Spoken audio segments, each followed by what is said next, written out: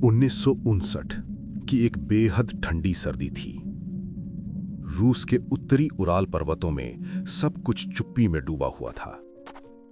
नौजवान, मजबूत और अनुभवी हाइकर्स इगोर द्यातलोव के नेतृत्व में एक खतरनाक ट्रैक पर निकले थे। ज्यादातर यूनिवर्सिटी के छात्र थे, उम्र 20 से 30 साल के बीच। हंसते खेलते स्की करते हुए आगे बढ़ रहे थे। डेड माउंटेन कहे जाने वाले होलात स्याखल की ढलान पर उन्होंने अपना छोटा सा ऑरेंज टेंट लगाया। 1 फरवरी की शाम सब कुछ सामान्य था। वे डायरियां लिख रहे थे, आखिरी खुशहाल तस्वीरें ले रहे थे। इवनिंग ऑटोरेटन नाम का मजाकिया अखबार बनाया गया। हंसी मजाक चल रहा था। फिर रात हुई, तेज हवा चली, बर्फीला तूफान आया और तभी कुछ ऐसा हुआ जिसने सब कुछ बदल दिया। अचानक 9 के 9 लोग टेंट को अंदर से चाकू से फाड़कर बाहर निकल आए। वे नंगे पैर थे, कुछ ने सिर्फ मोजे पहने थे।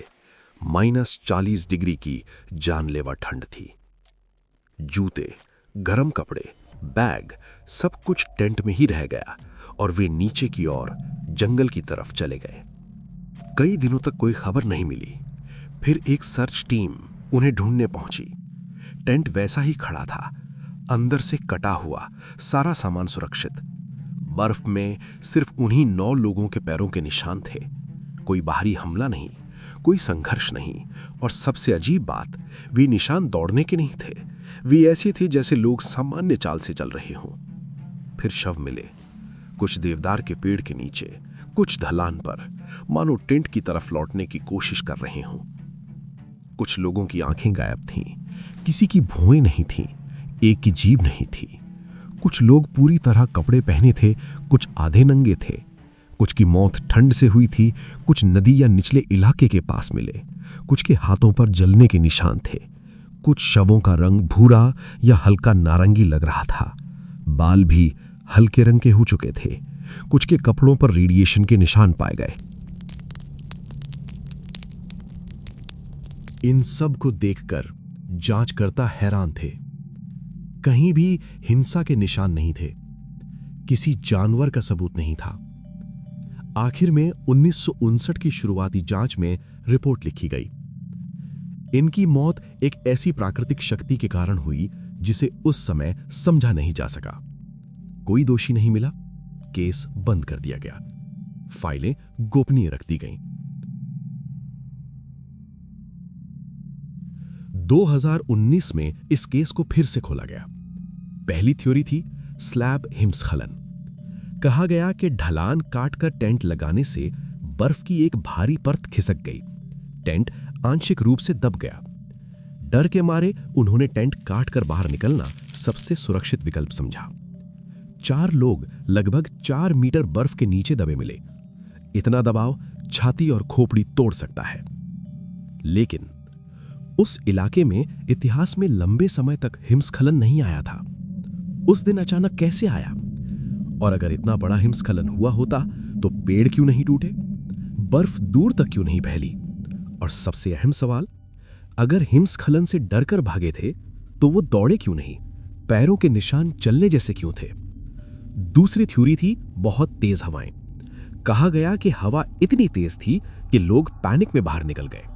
लेकिन अगर पैनिक था तो वो दौड़ते क्यों नहीं दिखे? अगर हवा इतनी तेज थी तो टेंट क्यों नहीं उड़ा?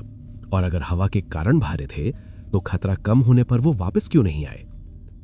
तीसरी थ्योरी, गुप्त सैन्य प्रयोग। वहां रूसी सेना के इलाके पास थे। कुछ लोगों ने आसमान में अजीब नारंगी रोशनियां देखी थी। सरकारी दस्तावेजों में इन रोशनियों का जिक्र भी है। लेकिन फिर वही सवाल, अगर कोई विस्फोट या प्रयोग हुआ तो जीभ कैसे कटी? आंखें कैसे गायब हुई? भौहें कैसे नहीं रहीं? विशेषज्ञों ने कहा, जीभ, आंखें और भौहें सॉफ्ट टिश्यू होती हैं। वे बर्फ, पानी और समय के साथ सबसे पहले नष्ट होती हैं। या फिर कोई स्कैवेंजर जानवर उन्हें खा सकता है। शरीर का भूरा रंग हाइपोथर्मिया के कारण हो सकता है। रेडिएशन शायद पहले से उनके कपड़ों में मौजूद था। लेकिन फिर सवाल, अगर जानवर आया था तो सिर्फ आंखें और जीभ ही क्यों? हाथ पैर, मांस क्यों नहीं?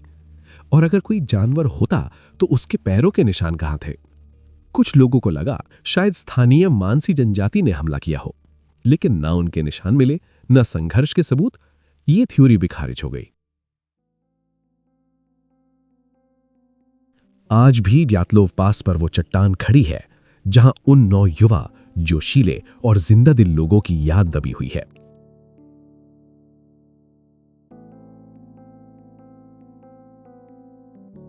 इतिहास कभी कभी हमें जवाब नहीं देता, वो सिर्फ तथ्य छोड़ देता है। और सवाल, आखिर उस रात वहां क्या हुआ था?